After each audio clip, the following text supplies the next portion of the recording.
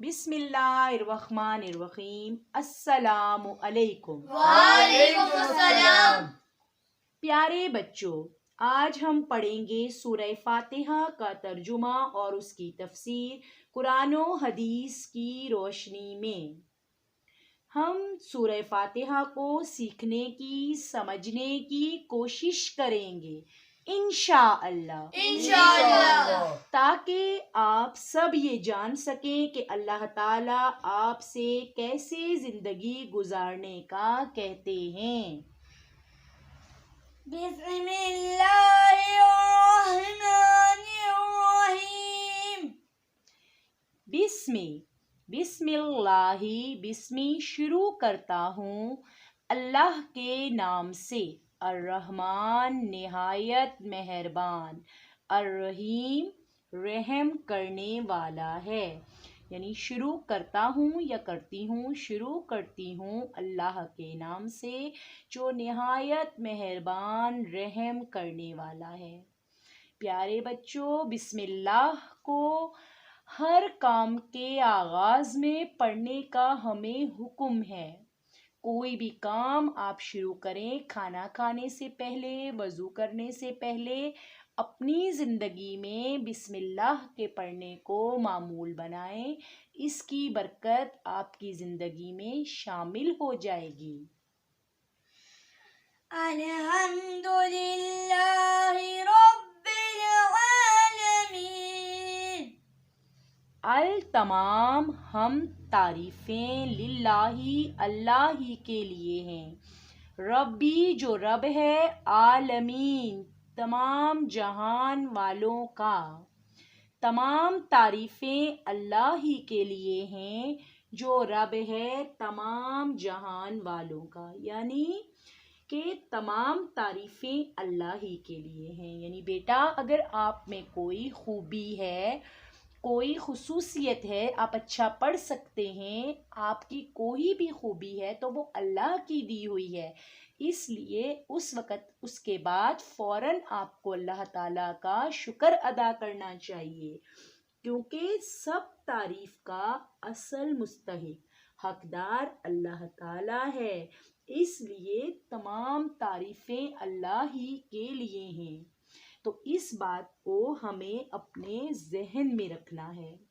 دوسری بات آپ کو اس آیت میں پتہ چلتی ہے کہ یہ جو للہ میں اللہ کا لفظ استعمال ہوا ہے، اللہ کا ذاتی نام ہے۔ اس کا کسی اور کے لیے آپ استعمال نہیں کر سکتے۔ اب اس کے بعد یہ جو الحمدللہ ہے، یہ آپ کو میں بتاتی چلوں کہ یہ کلمہ شکر ہے۔ اللہ تعالیٰ یہ پسند فرماتے ہیں کہ آپ ہر کام کرنے سے پہلے، کھانے سے پہلے، پینے سے پہلے اللہ تعالیٰ کی ہر بندہ شکر ادا کرے، ہر بندہ اللہ تعالیٰ کا شکر ادا کرے۔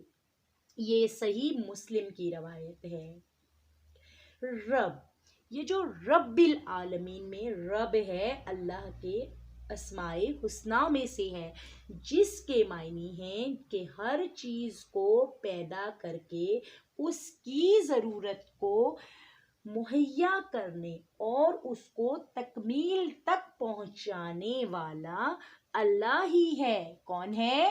اللہ ہی ہے۔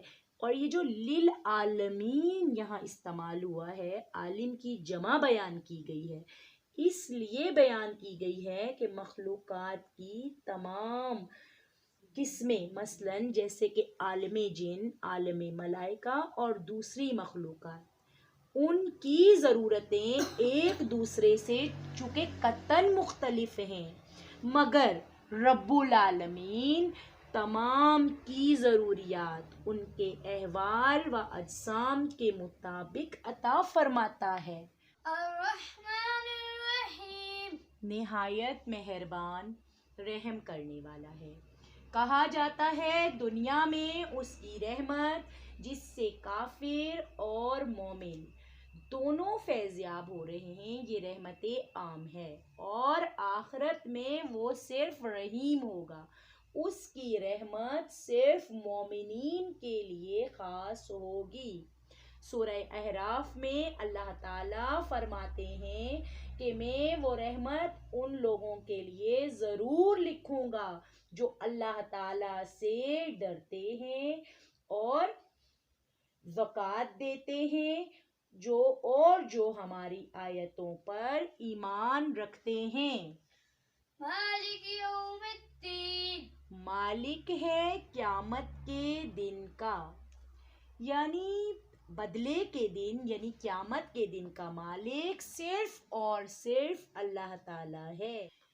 دنیا میں اگرچہ مکافات عمل کا عمل جاری رہتا ہے، یعنی بیٹا دنیا میں بھی گناہ کی سزا ملتی ہے کچھ حد تک، لیکن اس کا مکمل ظہور آخرت میں ہوگا اور اللہ تعالیٰ ہر شخص کو اس کے اچھے اور برے اعمال کے مطابق سزا اور جزا دے گا، یعنی کہ انعام اور سزا ملے گی۔ تو انشاءاللہ آپ لوگوں نے انعام حاصل کرنے کی پوری کوشش کرنی ہے انشاءاللہ۔ اسی طرح دنیا میں لوگوں کے پاس عارضی طور پر اسباب ہوتے ہیں، آخرت میں مگر تمام اختیارات کا مالک صرف اور صرف اللہ تعالیٰ ہی ہوگا۔ ایاک نعبد و ایاک نستعین، ایاکا خاص تیری ہی، نعبدو ہم عبادت کرتے ہیں، و ایاکا اور خاص تجھ ہی سے، نستعین ہم مدد طلب کرتے ہیں۔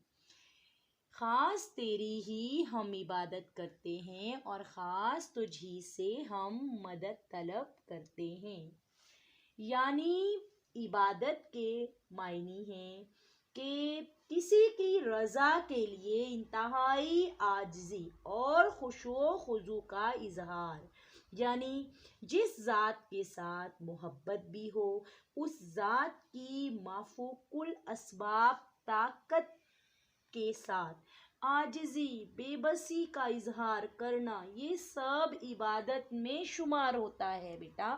جیسے آپ نماز ادا کرتے ہیں تو اللہ کے حضور عاجزی سے کھڑے ہوتے ہیں، اللہ سے ڈرتے ہوئے کھڑے ہوتے ہیں کہ آپ کو پیدا کرنے والا اللہ تعالیٰ ہے۔ اس طرح آپ کو اس آیت سے یہ بات پتہ چلتی ہے، یعنی یہ الفاظ جو عبادت کے ہیں اس سے شرک کبھی رد ہوتا ہے کہ اللہ کے سوا کسی اور کی عبادت نہیں کرنی چاہیے، عبادت میں کسی اور کو شریک نہیں کرنا چاہیے، اللہ کے علاوہ کسی اور کو مالک نہیں ماننا چاہیے۔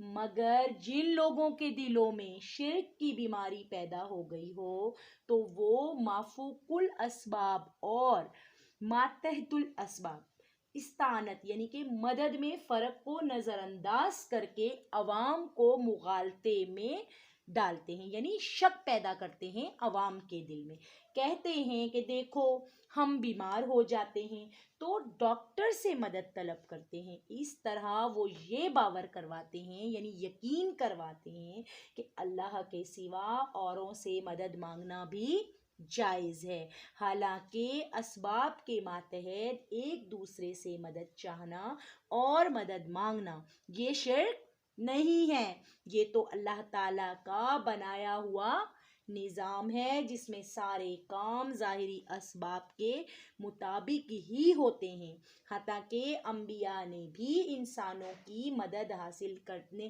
کا کہا اور خود بھی حاصل کی، جیسا کہ حضرت عیسیٰ علیہ السلام نے فرمایا سورہ صف آیت نمبر 14 میں، اللہ تعالیٰ کے دین کے لیے کون میرا مددگار ہے، اور سورہ مائدہ کی آیت نمبر 21 میں نیکی اور تقوی کے کاموں پر ایک دوسرے کی مدد کرو، یہ اللہ تعالیٰ ہمیں حکم دیتے ہیں، یعنی کہ ایک دوسرے سے مدد حاصل کرنا یہ چیز شرک میں شامل نہیں ہے، یہ شرک نہیں ہے، یہ تعاون شریعت میں منع نہیں ہے، یہ شرک بھی نہیں ہے۔ اس کو شرک ہم نہیں مانیں گے. یہ مدد کرنا ایک دوسرے کا اللہ کا حکم ہے، اس لیے ایک دوسرے کی مدد ہمیں کرنی چاہیے. شرک کیا ہے؟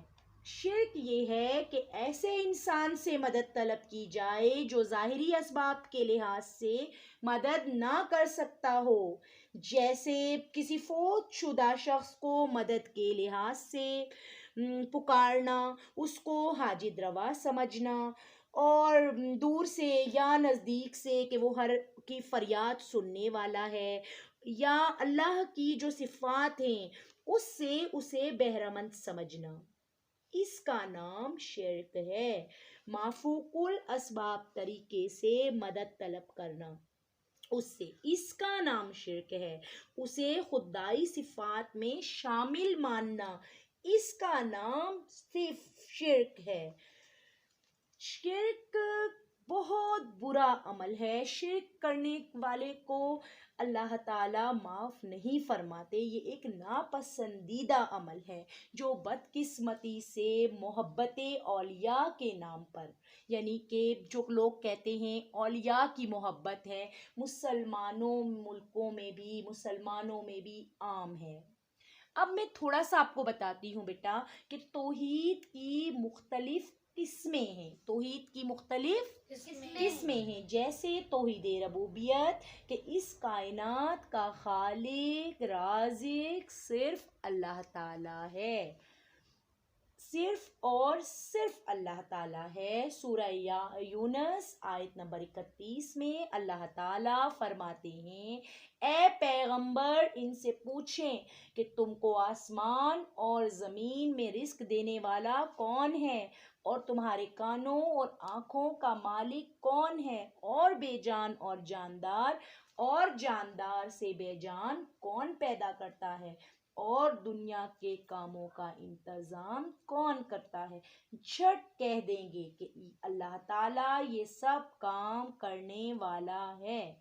اسی طرح میں ایک اور آیت آپ کو پڑھ کر سناتی ہوں. یہ آیت ہے سورۃ المومنون میں سے کہ اللہ تعالیٰ فرماتے ہیں آیت نمبر 84 اور 79 میں کہ زمین اور آسمان میں جو کچھ ہے یہ مال کس کا ہے، ساتوں آسمان اور عرش عظیم کا مالک کون ہے، اس کی بادشاہی کس کے ہاتھ میں ہے، اور وہ سب کو پناہ دیتا ہے، اس کے مقابل کوئی پناہ دینے والا نہیں. ان سب کے جواب میں یہ یہی کہیں گے کہ اللہ، یعنی یہ سارے کام اللہ ہی کے ہیں. تو ایک اور توحید کی قسم ہے توحید الوحیت. اس کا مطلب ہے کہ عبادت کی تمام اقسام کا مستحق صرف اللہ تعالیٰ ہے، اور عبادت ہر وہ کام ہے جو کسی مخصوص ہستی کی رضا اور اس کی ناراضگی کے خوف سے، یعنی اس کو راضی کرنے اور اس کی ناراضگی کے خوف سے کیا جائے. اس لیے صرف نماز، روزہ، حج اور زکوٰۃ بیٹا صرف یہی عبادات نہیں ہیں، بلکہ کسی خاص مخصوص ہستی سے دعا اور التجا کرنا یہ بھی عبادت ہے، اور اس کے سامنے کھڑے ہونا، اس سے طمع و خوف وغیرہ رکھنا یہ بھی عبادت ہے. تو اس عبادت کو بھی بیٹا اپنی زندگی میں شامل کریں گے انشاءاللہ. توحید الوحیت یہ ہے کہ یہ سب کام صرف اللہ ہی کے لیے کیے جائیں.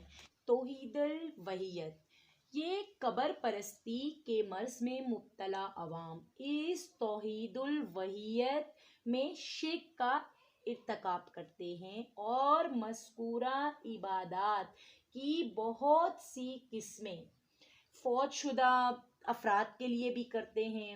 یہ اللہ کی مذکورہ صفات میں بہت سے بندوں کو بھی شریک کرتے ہیں. تو بیٹا اس قسم کی تمام کاموں سے ہمیں بچنا ہے، کیونکہ یہ تمام کام کس میں شامل ہیں؟ شرک میں شامل ہیں. کس میں شامل ہیں؟ شرک میں.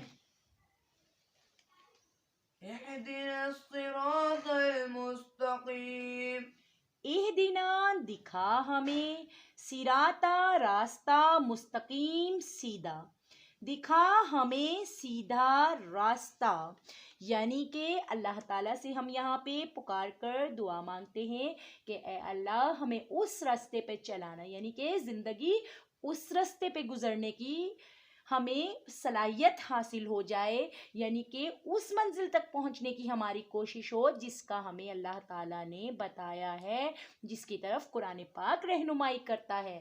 تو بیٹا جب اپنی زندگی میں آپ ٹارگٹس رکھیں گے، اپنی زندگی کے گول سیٹ کریں گے، تو آپ اس آیت کو اچھے طریقے سے اپنے ذہن میں رکھیں گے اور اللہ سے یہ دعا مانگتے رہیں گے کہ ہمیں اس راستے پر چلانا جو سیدھا رستہ ہے۔ صراط الذین انعمت علیہم غیر المغضوب علیہم ولا الضالین۔ صراط راستہ، الذین ان لوگوں کا، انعمت علیہم انعام کیا جن پر، غیر المغضوبی علاوہ ان کے، غضب کیا جن پر، ولا الضالین اور نہ گمراہوں کے، یعنی کہ راستہ ان لوگوں کا جن پر تو نے اپنا انعام کیا، علاوہ ان کے جن پر غصہ ہوا، اور نہ گمراہوں کے۔ جو لوگ اللہ تعالیٰ اور رسول اکرم صلی اللہ علیہ وآلہ وسلم کی اطاعت کرتے ہیں وہ قیامت کے دن اور آخرت پر ایمان رکھتے ہیں، ان لوگوں کے ساتھ ہوں گے جن پر اللہ تعالیٰ نے انعام کیا، یعنی کہ انبیاء کے، صدیقین کے، شہداء کے، صالحین کے، اور ان لوگوں کی رفاقت، رفاقت کا مطلب کیا ہے، یعنی کہ ان لوگوں کا ساتھ بہت ہی خوب ہے۔ یعنی کہ بیٹا جو لوگ جیسے ہم اگر اس دنیا میں بھی اچھے کام آج کرنے کی کوشش کریں گے تو یہ آیت رہنمائی کرتی ہے کہ انشاءاللہ اللہ تعالی ہمیں کس کے ساتھ، انبیاء، صدیقین، شہداء اور صالحین کے ساتھ ہماری رفاقت کو لازم کریں گے، ہمیں ان کا رفیق بنائیں گے۔ اور بیٹا یہ بہت بڑی کامیابی ہے۔ تو اس زندگی میں، دنیا میں زندگی گزارتے ہو، اس عارضی زندگی میں اتنا دل نہیں لگانا کہ تمام باتیں صرف اسی دنیا کی سمجھ میں آ رہی ہوں، اور جس طرف قرآن پاک کی آیات رہنمائی کر رہی ہیں آپ اس چیز کو اللہ نہ کرے کہ بدقسمتی سے چھوڑ دیں۔ تو اس آیت کو آپ نے اس طرح ذہن میں رکھنا ہے، ٹھیک ہے؟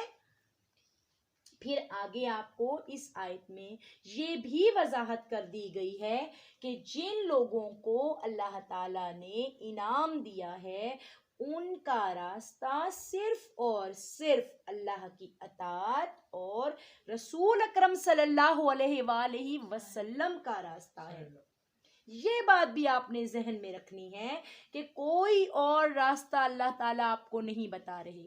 زندگی گزارنے کا راستہ صرف اور صرف اللہ اور اس کے رسول صلی اللہ علیہ وآلہ وسلم کا راستہ ہے۔